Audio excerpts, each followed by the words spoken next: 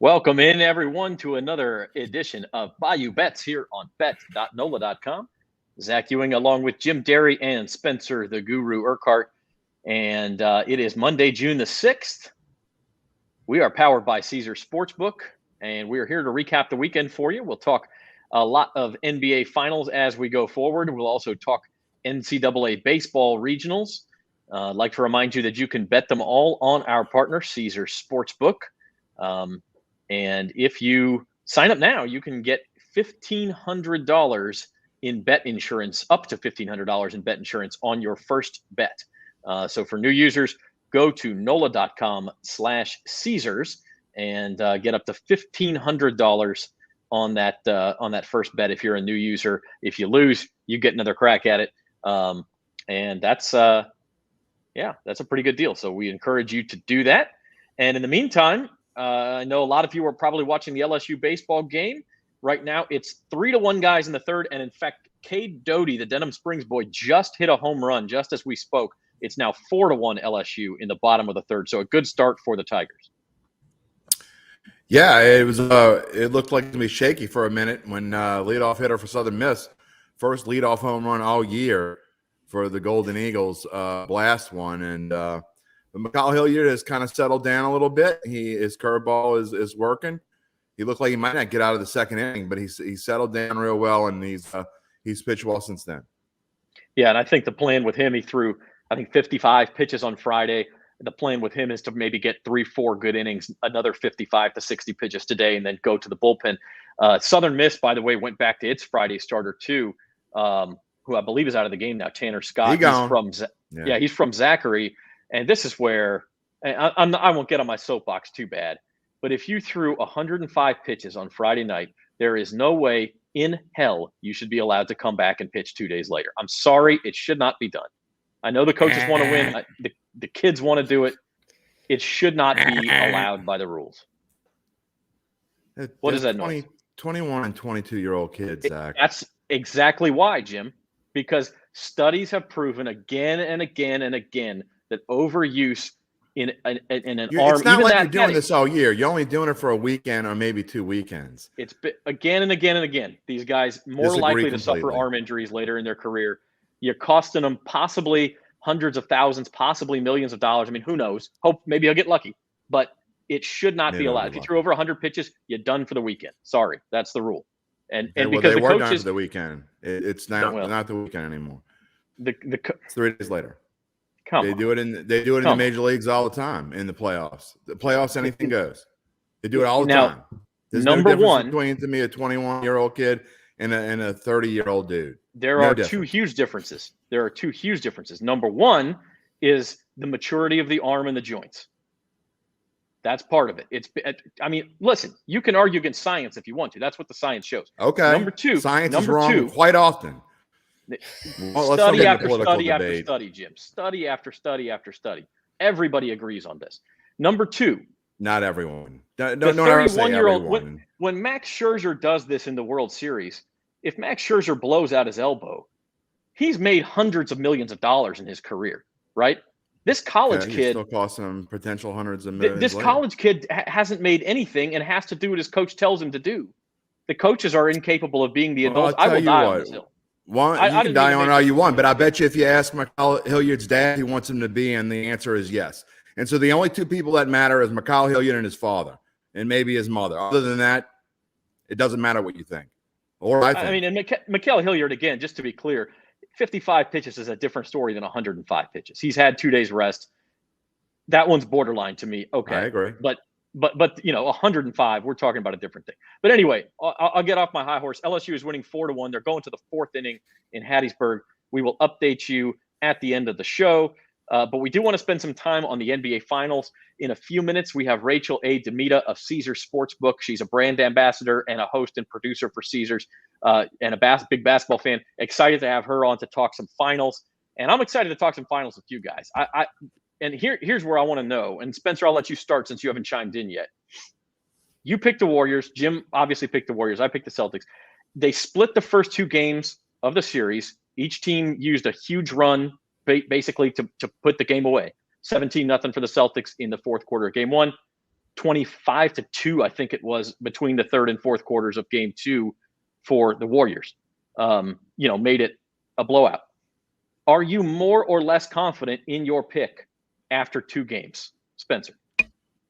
Well, I would say more, honestly, because it just showed I got my reassurance that Golden State had the firepower, and then we saw it firsthand last night with Steph and Jordan Poole going crazy there from deep, and there's just no defending that. No matter what Boston could do defensively, you're not going to stop those what most people consider nutty 3-pointers, but they're the only team that can do that. So I'm feeling good that they'll be able to win this thing. I threw a little more money on them actually because they were then the underdogs after losing game 1, and I'm glad I did that because now if they win, I'll win a little more besides the futures bet I'd placed on them a couple months back, a pretty far while back, to where that one should pay pretty well as this one, assuming they can do it. I mean, Boston should pay pretty well if they can do it, Spencer. Well, yeah, I know Boston.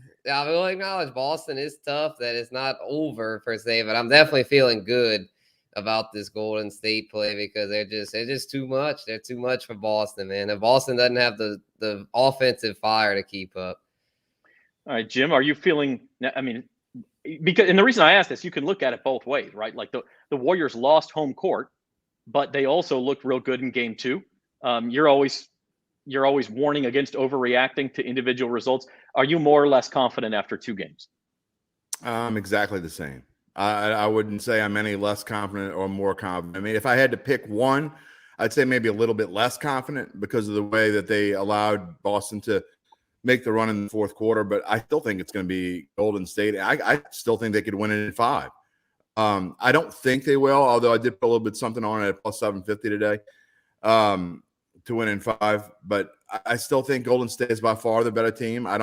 Haven't changed my opinion on. I don't think the opponent matters. The only team that matters is Golden State, and to me, in game 1, the collapse was of their own doing. They went in, they were too cocky, and Boston did their thing, and they were hitting threes from everywhere. And I don't think that's, unlike Golden State, I don't think that's something Boston could sustain. And Golden State can sustain it. So they didn't hit 3. Horford scored 2 points yesterday. Matthew says Thompson hasn't shown up. When he does, he thinks the Warriors will run away with it. I mean, you could say the same thing. Jason Tatum hasn't played very well. So I thought he played well yesterday, especially the first half. They got a road. Yeah, he split, dropped 28 yesterday. He had a few turnovers. I actually thought he played better in game 1 minus the shooting, which I know sounds weird, but I'm like Spencer. I went and I love the fact you had taught you the one that brought up the hint, and I thought it was a good point. I didn't think they would lose game 1. I thought they might lose game 2. And when they did, it changed the odds. And when Golden State became an underdog, to me, that's a no-brainer. And I hate betting the public. I love to fade the Joe Q public and his Aunt Mabel. But I just can't see a way you can't bet them at plus 145. And even now, I think at even money, basically, it's still a good value. It's a little bit. There's your series line. Higher than Warriors minus 115. And Celtics just slight underdogs at minus 105. I'm with you, Jim. I'm a little less confident in the Celtics pick than I was before the weekend, but I'm pretty much exactly. I still think the Celtics could win this thing in 5. I don't think they will. I think it's going to be a long series. But quite frankly, what was unsustainable to me yesterday. Now the Celtics have a tendency to turn the ball over, and they did that yesterday. Yeah. They also shot while the game was still in doubt, they were 8 of 39 from 2-point range. That's not going to happen again. Golden State, give them credit defensively. Draymond Green was like a bull in a china shop. They were letting him get away with it. Another story. I'll say this, Zach, in your defense. If you were thinking the Celtics were going to win before the series, I don't think there's any reason why you should think differently. I don't think that anything's been proven in the first 2 games. So, I mean, I'm going off of what my analysis was, my pre-series analysis. And to me, there's nothing that changes what I saw before the series. And so I would say, like you, if you felt like the Celtics were the best bet before the series, you shouldn't change your mind now. Yeah, well, let's bring in another voice here. Let's bring in. She is a host and a producer with Caesar Sportsbook, also the brand ambassador for Caesar Sports, Rachel A. Demita. And we're going to bring her in and let's see if we can make the. Whoops, that's not what I wanted to do. That's not it at all. Live TV, Zach. What are we doing? Yeah. A puzzle here? Yeah, Something he's like that. trying to Let's just figure keep it you out. like that. Rachel has a tough time with puzzles. It's okay. We I actually have love we have the puzzles. LSU game going on. Our regular producer is dealing with that, so you get the amateur hour here. But you have some fans. Tiny Timothy says hi. Oh, Tiny Tim, what's up? All right. Mark Guillory says Celtics can't beat the Warriors. GP2 did play well yesterday. I got to say that. That is true. Rachel, give us your take on the first two games, though. Obviously, a big run changes each game, one for each team. What's your take? Yeah, so I don't know about you guys, but game one shocked me. So obviously, fourth quarter, Warriors are up about 12, I believe. And I think I went off to do some laundry or something because I'm like, okay, Warriors are up in the fourth quarter. We're good. There's like 6 minutes left. I come back and I'm doing a double take at the television because Celtics are now up 6 points. And I said, wait a second, were they the ones that were up 12? And I'm told me. And then to see them pull away with game one in the Bay Area, I was really impressed by that. And then game two, I don't know about you guys. I didn't think it was very good basketball the whole first half and well into the third quarter. I thought it was really sloppy on both ends. I don't know if it was just like they were both coming out really fiery and neither one could really find that rhythm. And then obviously the Warriors did late in the game. I actually predicted the Warriors to take the title in early May. I think it was first round of the playoffs. So I feel like I have some bragging rights if they win. So I'm like totally rooting for the Warriors just because I predict. And I didn't know. I was like, you know what? I'm going to throw this out there. I feel like they're looking pretty good. They do really well in playoffs. They're going to get some good momentum. And then to see them there now. So I am pulling for the Warriors because of that TikTok that I made. But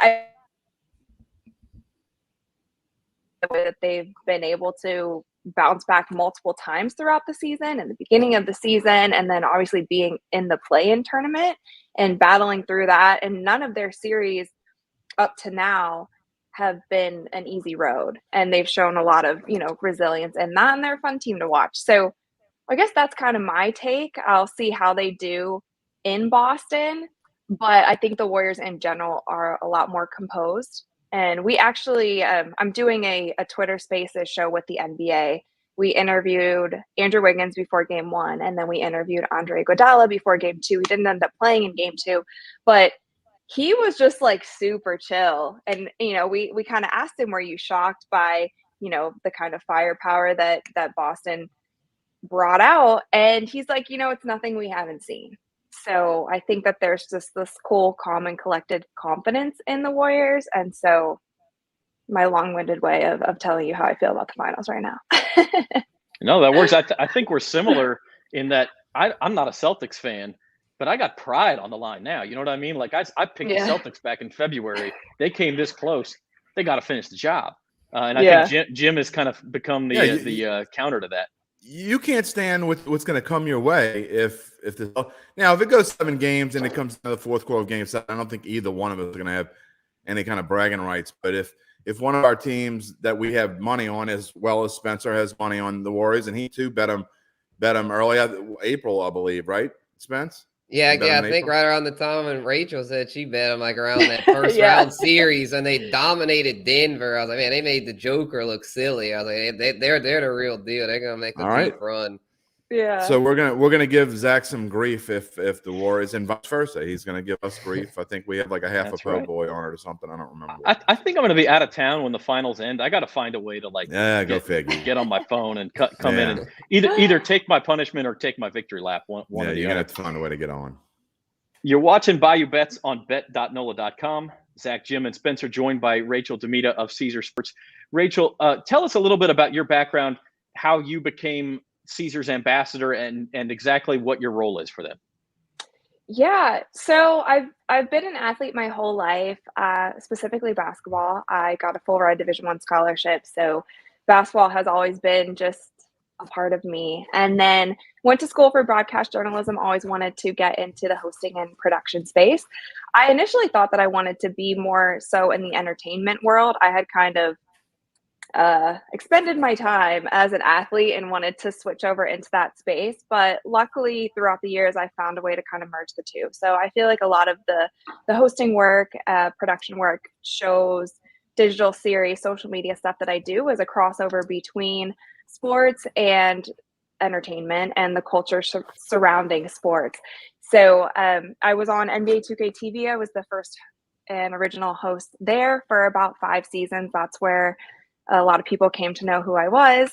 And from there, I've worked with Overtime. I've worked with ESPN, NBA TV, and I just finished up a show with FaZe Clan, which is also kind of in the gaming space. We had a ton of fun doing that. That was kind of a reality mixed over with gaming style show.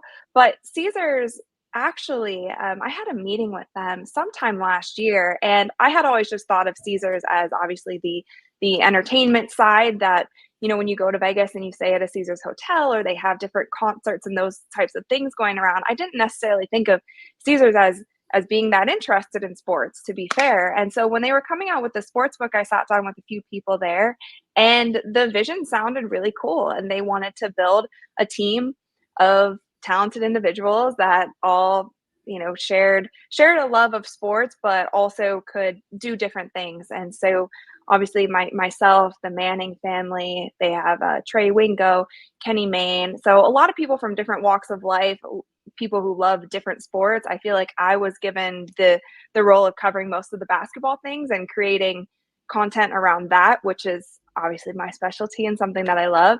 So another thing that I do for Caesars as well is kind of bridge that gap, because myself, I wouldn't say that I'm a hardcore sports betting gal, but I am helping the people who might be new to sports betting kind of understand what these different things look like. And I've been doing something recently with the playoffs where they're kind of like rad boosts. So I pick kind of a line or something that I'm interested in that's going on. I think the last game we had game one, excuse me, we had Tatum and Curry both with over 25 points.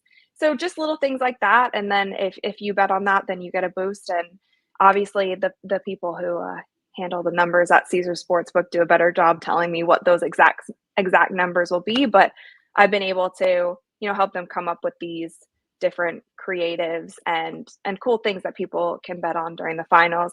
And we have a show called Over Under, where I do a bunch of different, it's kind of evolved. It used to just be basketball challenges. Now, I actually, when we were in New Orleans for Final Four, I did a tailgate special with Trey Wingo where we played cornhole and different games like that. But essentially, I get to set the line and I call either over or under, and then I kind of see how I do. So when I was there at the Pelicans Arena at Smoothie King, I did a seated courtside shot. I did a long shot from the hash mark, and then we set up different spots on the floor to do a hotspot series.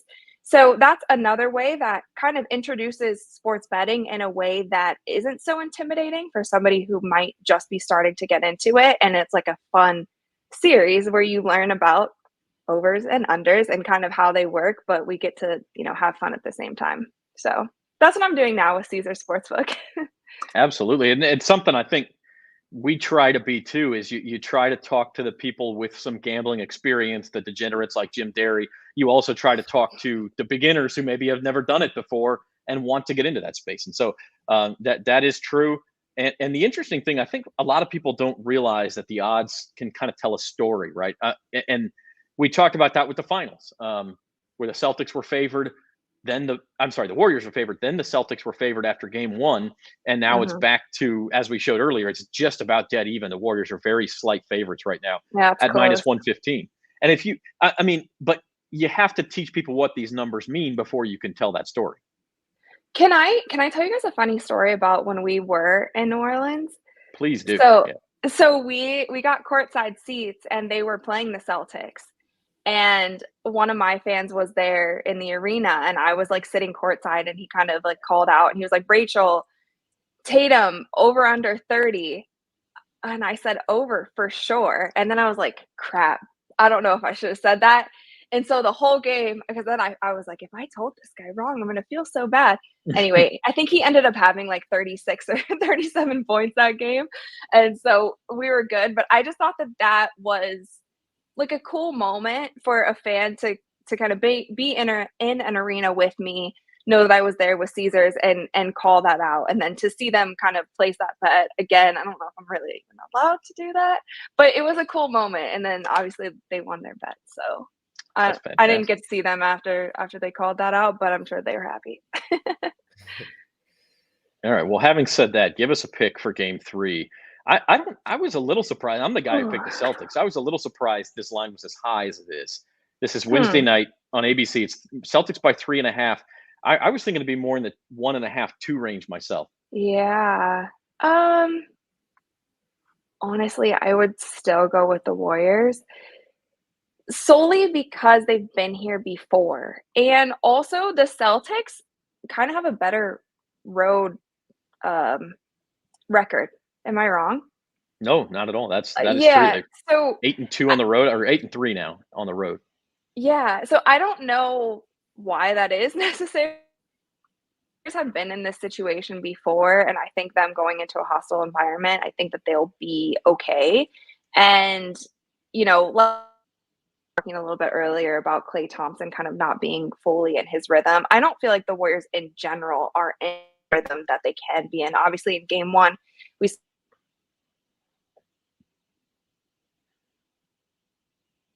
I feel like we'll see that again at some point during this finals. So I don't know. I feel like they go into Boston and take this 3rd game. They know how important it is. They've been here before, but that's just me. So I don't know. Are we all going? What did you guys predict? Well, I know exactly what to predict. I'm going with Golden State to cover for sure. Lot of points. Go with your shamrock colored glasses, Zach. Come on now. This is the part where I get nervous, though. This is the part where I get nervous and start to doubt myself. So we'll see what happens. All right, Rachel, one more basketball question for you. And as Mark obviously comes in here and says Warriors Big 3 only played 11, and that's true. I mean, it's hard to look at analytics when you don't know exactly what these guys have done together this season. So we'll see. But here's one. Call your shot. You think the Warriors win? How many games are we talking? I think Rachel might be frozen. Did we lose her? I know she was on her phone coming from another event, so yeah, we may have lost her just for. Yeah. She just dropped. All right. Well, Rachel may or may not come back on. We'll see, but we appreciate her joining us. And by the way, it's 4-3 now. Mark's with you guys. He's all about the Warriors. And see, this is what I don't know why he keeps doing this. Okay, this is what I mean. I don't want to look at myself. This is what I mean. The Warriors have this. I mean, it's well earned, but it's well earned arrogance about them, where, and it has gone on to their fans and the people who bet on them and everything else, where it's like, man, when Curry and Thompson and Poole get going, it's a party we can't miss. Everything is fun and great, and like. I felt like that's what game 1 was in the 3rd quarter, and then they kind of got woken up. And then that's what game 2 was. And they just, was such a big uppercut that Boston was buried at that point. But now they're going on the road. I mean, I don't know. Is that confidence misplaced? Well, I'm going to say this. I don't think anybody wins in 6. I think it's either I think the Warriors are going to win. So I think it's either Warriors in 5, because if they win this game, I think they're going to win the rest of them. But at the same time, this kind of feels like a trap. It smells like a trap. 3.5 is a lot of points. And whenever they do that, they're begging you to take the Warriors, and I don't like it. I probably won't play it at all. But if the Warriors do win this game, I think they're going to win out. And I think to get on the 750 bandwagon now, even if you just put a little bit on it, I just put a few bucks on it. So I think that's a really good bet. Again, if you like Golden State, I almost like the plus 750 in 5 better, because we all know that the odd-numbered games to me are the most important ones, especially 3 and 5. I mean, 3 and 5 can kind of turn the tide on certain games. Then obviously you don't need to say if it goes to game 7, obviously it's important. But she's back. Sorry. All right. But I just think that it smells like a trap, and I got to be honest, I don't think I'm going to put anything on it either way. Sorry, Rachel, you with us? Yeah, it's all right. Can you hear me okay? Yeah. We can. Yeah. You're good. My link completely crashed, so I just hopped on my phone. Oh, no. Okay, well. Tech issues. You said you were coming from a graduation. Is that right? Who graduated? I got back. My boyfriend's little sister. Okay. Well, you know, and they to her. had it on a Monday, which I thought was very interesting because I feel like my graduation was on the weekend. But hey, no, we should be okay now. You were in the middle of asking one more basketball related question. Yeah, I want to know. Call your shot. You like the Warriors? How many games are we talking about? Because we got some good odds on the screen here. 6. Warriors I don't think so. They close it out in Boston. 7. Okay. Yeah, Jim. Jim said he likes Warriors in 5, at least at that value. I gotta say, I think that it just feels like this thing's going at least 6, doesn't it, Spencer? Yeah, I'm thinking it does, and I think Warriors in 6 is very possible because I definitely think Boston's they're gonna take one of the ones at home. I don't see them losing both at home, so I probably wouldn't touch the 5. I mean, there's value there for sure, but I probably wouldn't touch that. And Boston's just not been that great at home. I think they'll win at least one home game, but I could very well see them losing that game 6. And I like the Warriors to do it. So I don't think they're gonna have to push it to 7. It's possible, but I'd probably side with Rachel here and say Warriors in 6. Yeah, I gotta say, go ahead, Jim. I can tell you that I don't like the number 6. I just don't. I think Golden, and I'm going to tell you why. I think Golden State's, if they're going to win it, I think either team, unless it goes to 7, is going to win it at home. I think if Golden State's going to win, they win these 2 games and they're going to win it at home. If they don't win these 2 games, I don't think they're going to win 2 in Boston. That's asking a lot. So to win in 6 is a strange number. So I would either bet the 5 or 7. If you want to bet Warriors. And you're getting decent price on both of them. So to bet the 5 and the 7 is not a bad deal. But I just don't see if they're going to win 2 in Boston, they're going to be 2 in a row. I don't see them winning like one of these, then going home and winning and coming back. It's a weird kind of thing. And I will say this: tomorrow really smells like a trap. I think the Warriors are going to win. The Warriors should win, but I was confident about game 1, and they found a way to choke it away. So. If it was like 1.5, I'd be more confident that Golden State was going to win. But the fact that it's 3.5, you're begging me to bet on Golden State. I hate when you beg me to bet on someone. You're talking in circles here, man. Wait. I know, but I'm telling you what it is. I think the Warriors are going to win, but I don't like 6. 5, it's either 5 or 7. It's not happening 6. Did you guys also see Tatum kind of grabbing his shoulder all game? Yeah. I think if I were the Celtics, I would almost be most worried about that than anything else. But and that's probably not going to come out in an injury report. That's not going to come out in an injury report because they don't want anybody to know that right now. Right. Yeah, that bothered him against the Heat. I remember. I think it was in the game 7 or that he was grabbing his shoulder. So yeah, that could be trouble. Yeah, and you notice like he's doing really well distributing the ball, but I don't know. You still need him to put up points. And he can, but obviously anything going on with either shoulders is going to be tough. Yeah, Rachel, does that make Jaylen Brown maybe a good bet to bet on as MVP? We kind of talked about this last week with Devin Jackson, our other colleague. He was talking about how Jaylen Brown was a good bet, and I think that's still a good bet if you like the Celtics because, I mean, like you say, I mean he had a great game 1. If he comes out and has a great game 3, he could be a surprise pick. Yeah, maybe. I don't know because I think there's this. If you have the star power like Tatum does, I think you have to play well and then more to overcome that. Just true. For people to kind of have all eyes on Tatum, whether he's putting up 10 points, but 13 assists, people are still gonna be like, well, it's great, even if Jaylen Brown is kind of carrying them. So I don't know. He really have to like step all the way up and then some for me to see him get MVP again if Boston takes it. But you never know. I mean, Iguodala has gotten Finals MVP before when their whole squad was on the court. So it's doable for sure. But I'm not sure if I would go for that one. Hey, I got somebody on my side. All right, Paul. Celtics in 6. I will say Celtics fans are hardcore. Like, I can appreciate the level of enthusiasm and heat that they've been bringing to social media. And, yeah. Paul Montaigne, that's Zach's brother-in-law, by the way. He's just not letting anybody know. There are no Montañas in my He family. I can texts him like, guarantee you "Hey, that. yo, can you comment something about the Celtics? Yeah, for yeah, me yeah. so I can put it on screen." Exactly. So one sad thing is that in 2 weeks, when we do Bayou Bets on June the 20th, no matter what happens, the NBA season will be over. We do have the draft the following week, Rachel, which is a lot of fun. But I saw you went to the Indy 500, some other things. What else are you looking forward to this summer before we get back into football mode and then basketball starting up again in October? My birthday's next week. Excited about that. Okay. No. So is So my I wife. feel There you like go. so my podcast / video series Courtside Club is launching soon. So I'm hoping that throughout the summer that keeps me really busy and I can talk to a lot of people in the sports world who might have some more free time than they normally would during the season.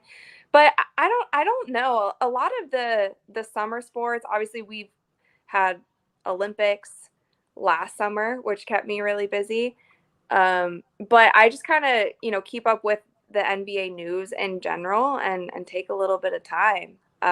If you guys have any events that you think I should be at in the sports world, Indy 500, that was my first car race ever. I thought that was pretty cool.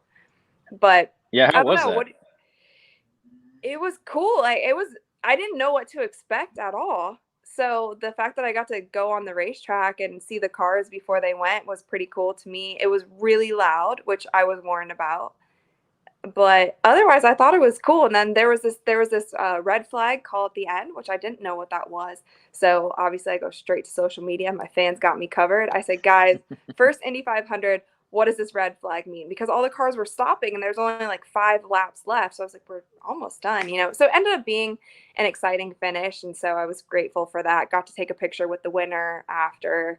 So it was cool. And like Caesars got us all that access, So I'm used to being courtside or like field side at football games, but some of these other sports I haven't. So I thought it was pretty dope. As far as what to do in the summer, Mhm. from Louisiana perspective, we'll say 2 things. Number one, if you ever get a chance to go to Omaha for the College World Series, well worth it. Great experience. Oh, cool. And then the other thing is, it still feels like summer to us down here. You got to come to a Saints home game, an LSU home game, and get that atmosphere. Yeah. Well, the football season starts back in August. LSU starts September the 4th, actually, at the Superdome. Okay. They play at the Caesar Superdome Nice. against Florida State. So that would be a good one, too. Cool. I did a basketball camp at LSU when I was in the 10th grade, when I was getting recruited. So that was my first ever trip to New Orleans. And now I've been back for NBA All-Star, obviously courtside, Final Four this year. So there's a lot going on. All right. No, that's awesome. And LSU didn't work out for you, though, huh? It didn't. I think it was just the system for me. I needed more of like a run and gun system. I'm a smaller player. So was that when Nikki Fargas was there, or Nikki Caldwell was the coach? Because she did run a slower. I think so. Yeah. Yeah. She got married. Her name changed. Oh, okay. Yeah. In like 2006 to 8 was when I was getting recruited. Yeah, that would have been right around the time she came in, I think so. Okay. Yeah. It was a good coach, but yeah, didn't work out. Absolutely. Well, Rachel, thanks for joining us. Tell us you'll come back and see us again at some point. Of course. And you can follow Rachel, find her on Twitter or at R.A. Demita. Is that same on Instagram? That is all of my social media platforms. So anyone you can think of, it's R.A. Demita for all of them. So R.A. Demita sorry right for there the on tech your issues, screen. you guys. My laptop just decided to end. But I appreciate you having me back in. All good, absolutely. And we thank Rachel for joining us, and have a good one, Rachel. We'll see you soon. Cool. Thanks, guys. Talk to you later. Thanks, Rachel. All right. So Rachel A. Demita, Caesar's brand ambassador. That was fantastic. She's with you guys. She likes the Warriors. What a surprise! Everybody likes the Warriors. That's what worries Jim. Yeah, it does actually. But give me 20 seconds to explain. You said I was running in circles. I kind of was. So give me 20 seconds to explain my point a little bit better. Okay. My point is, I think if the Warriors win straight up tomorrow, I think they win in 5. I'll make that clear. If they don't win tomorrow, I think they're going to win in 7. I don't think they're going to win 3 in a row if they lose tomorrow. I think it kind of depends on what tomorrow. And I don't like tomorrow, even though they win. I don't like it from a betting perspective because it seems like a trap. So I'm going to kind of wait and see how tomorrow goes, and then I'll have a better take. By the time we come on at the book on Thursday, I'll have a much better take on what I think. I really don't like that 3.5. I like I said, if it were lower, I mean, it's kind of like if it were lower, I'd be more inclined to bet on the Warriors. I'm with you, Zach. I thought it was going to be 1.5 or 2 or something like that. 3.5 it's one of those things. Me. Yeah, maybe the best way to put it is that it almost seems like somebody knows something. Why is that line 2 points higher than it should be? You know, like the Celtics were going to be favored regardless, but to be favored by, because home court in general means less in every sport than it did 20 years ago. It just does. There's video reviews that can take away some of the home court calls. There's, I think there's better coverage of things, and people understand that. So home court has dwindled to the point where it's only worth 2.5 points anyway. And the Celtics specifically have proven in these playoffs that home court really doesn't mean anything. They play better on the road than they have at home. So yeah, you were going to see a shift in the line as it went to Boston, because just because the Celtics have lost home games in the playoffs doesn't mean that they're all of a sudden better on the road, and that doesn't make any sense. But that's a 7-point shift, actually an 8-point shift, because the game 2 line was Warriors by 4.5. So right, and even in basketball, it doesn't change that much with the theory. It's the same as in football. You get maybe 2 points, 3 points tops for home. So you're right, that shift, that point spread differential doesn't make any sense. Yeah, no, it doesn't make any sense. And Mark Guillory, by the way, he's more on the Warriors than anybody. He wants to tease Warriors to minus. You can find alternate lines, by the way, on Sportsbook. So if you haven't signed up for Caesars, NOLA.com/Caesars, I'm sure you could get some real good odds on Warriors minus 6.5. Do us a favor, Mark. Either way, come back for at the book 4:00 on Thursday and either take your victory lap on Warriors minus 6.5, or come take your medicine because you were wrong. One way or the other, we want to see you back here on Thursday and talk about it.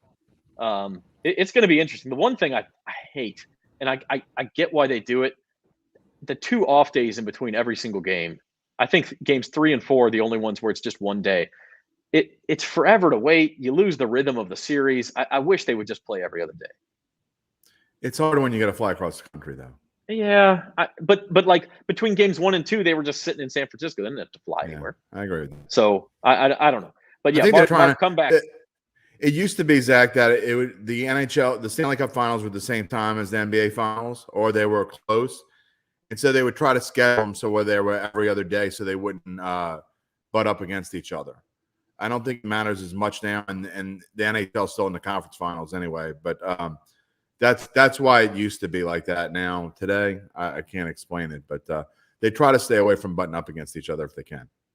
Yeah, the NHL had a break schedule this year for the Winter Olympics, which they ended up using as like a COVID catch-up thing, because of COVID, they didn't send anybody to the Winter Olympics, and instead they had a bunch of games postponed. They caught up, and that's why the season is behind. I don't think that's normally, but I don't know that the NBA is scared of NHL ratings. No, it's not that they're scared. I think it's kind of what's the right word to say? I think it's a gentleman's agreement almost that they don't do that.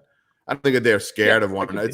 It's the same as baseball and football. I mean, with the baseball playoffs, except for like game 7s, sometimes the game 7s they have to go on a Sunday night. But if you notice that baseball tries to stay away from Thursdays and Sundays during the playoffs.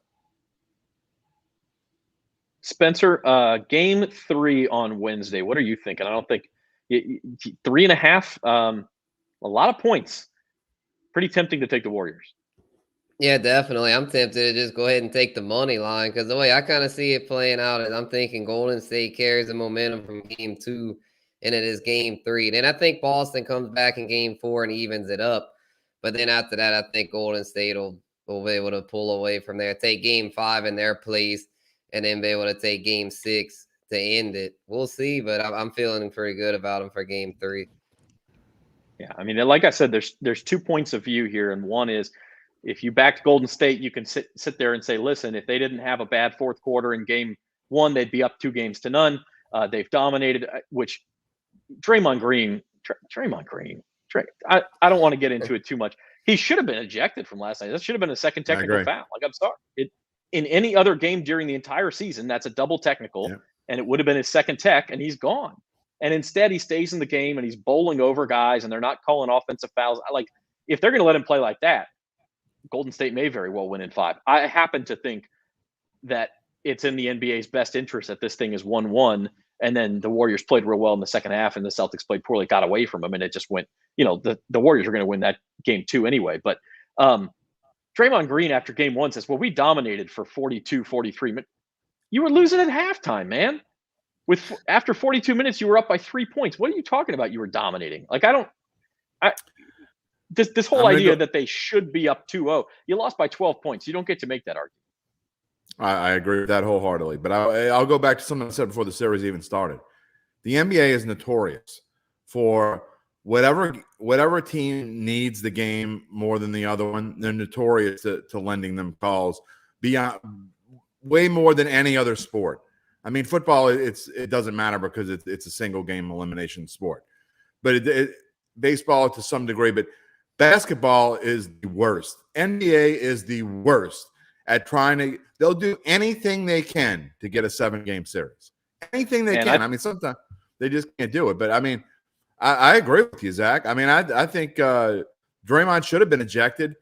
And it's kind of like I talked about, we talked about a week or two ago, and you kind of laughed at me because I said one call can change the whole. I mean, just because a team wins by 20 points doesn't mean that 1 or 2 calls didn't change the entire spirit of a game. And I think that last night could have been that. I mean, Draymond's getting away with murder, and it kind of changed the fortunes, and the Celtics just couldn't out-physical them at one point, and it kind of changed things.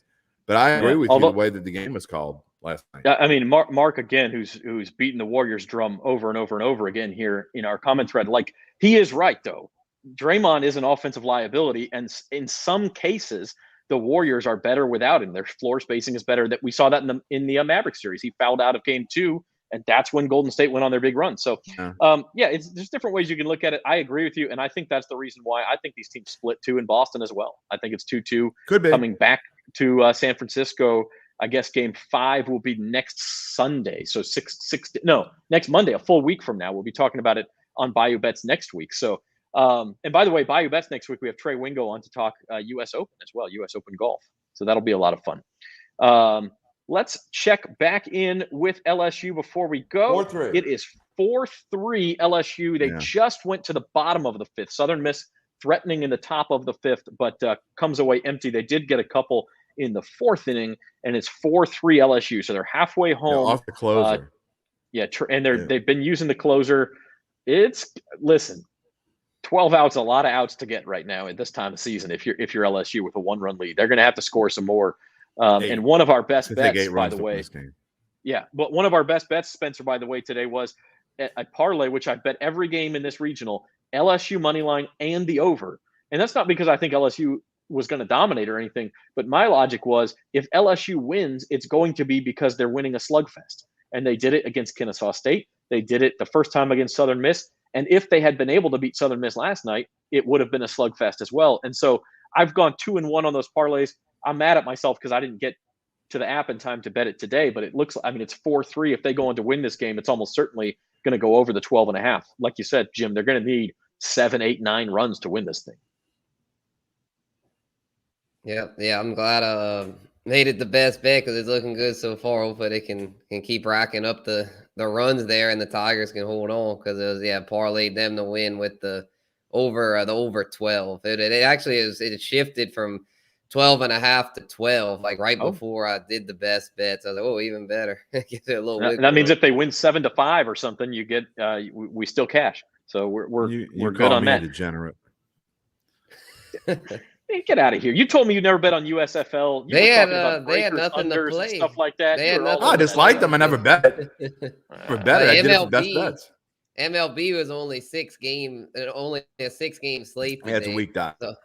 So I figured this LSU thing was about as good a play as you could get for today. By the way, the other thing we'll talk about on Thursday for At the Book, if LSU should win this game, they get the Super Regional in Baton Rouge next week. Because Miami was the host site on the corresponding regional, and Miami lost. They're out.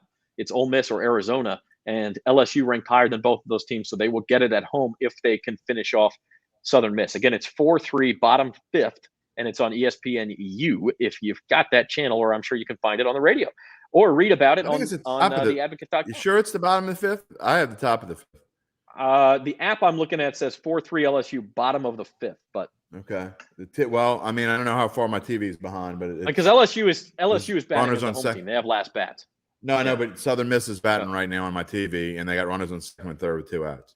I have a popped out to shortstop coming your way. We'll see. Okay, we'll see great. if that's true. That's good news. All right. Good news. In the meantime, final thoughts on NBA, college baseball, MLB, auto racing. Spencer, anything else you got? Yeah, man, MLB it was a pretty wild week. I had my little MLB betting recap thing and had some wild stuff with the Mariners and Rangers. Had a wild week, so the Mariners were able to pull out some. So you were happy about this, Zach? Some extra inning magic, and then the Rangers. You could have made some money on the live money line on that series because the Mariners were dead in the water in both games they won.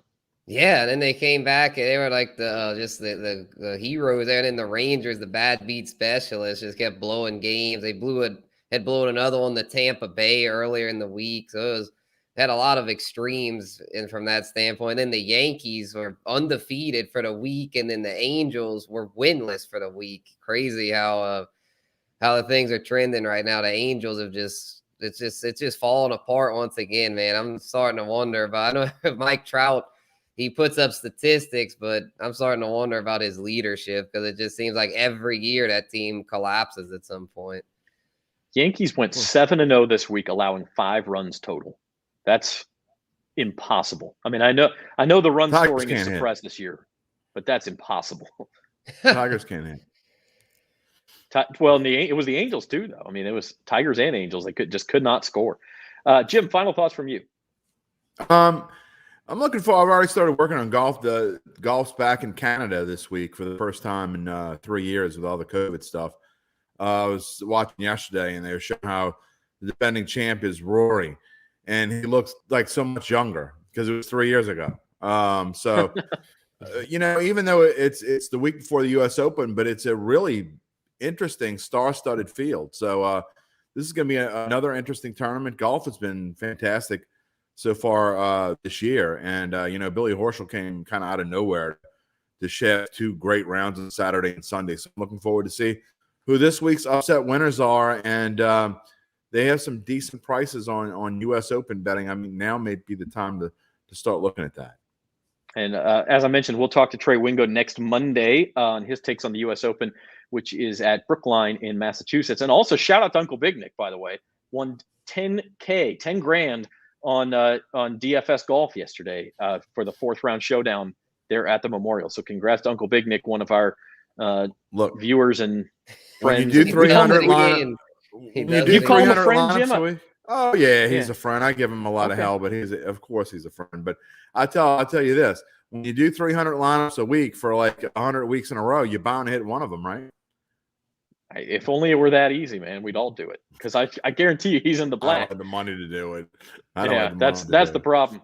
I'm playing 5 $1 lineups a week, and I hit $8. All right, I'm still playing on my bonus money from Caesars from the beginning of the year. So, heck yeah, that's the way to do it. Check out NOLA.com/Caesars if you'd like to sign up for the Caesars Sportsbook app, and $1,500 in bet insurance is our special offer for you. That means you can make your first, you sign up through NOLA.com/Caesars, you deposit, and you make your first bet any amount up to $1,500. It can be $5, it could be $50, it can be $500, anything up to $1,500. Bet on something you're confident about. If it doesn't hit, you get that money back, okay? And you get it back in your account, and you can try again. And so you basically get two cracks at it. To essentially double your money or better if you bet on something higher than plus money. So only rule there is you can't bet on something that's like minus 500. I think it has to be minus 300 or lower. You can't just go take something that's real easy. Bet on Rafael Nadal to win at the French Open, for instance, which I got at plus 275.